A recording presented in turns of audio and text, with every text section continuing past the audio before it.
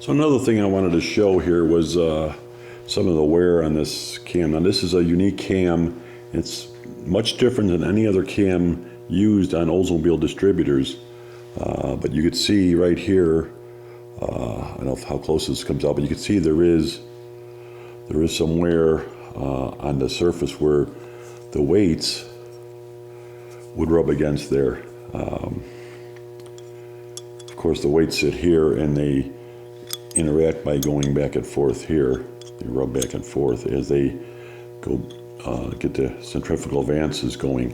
So there is some wear there. I'm pretty confident that it's not that bad, and it could, since the profile is the right shape, that we could repair that and polish these out real well. So that's just another thing I wanted to kind of show.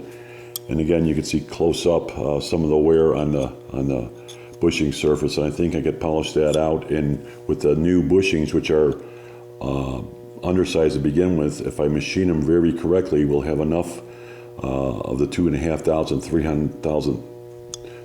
to 3,000 clearance in there, and this distributor should go back together pretty nice. But there's some work. But again, I wanted to just run the distributor and see the initial results using the Sun distributor tester, which we have over here, and we're going to use that. And using the factory 1971 Oldsmobile shop manual, we should be able to go for that. So let's put this thing back together and see what happens.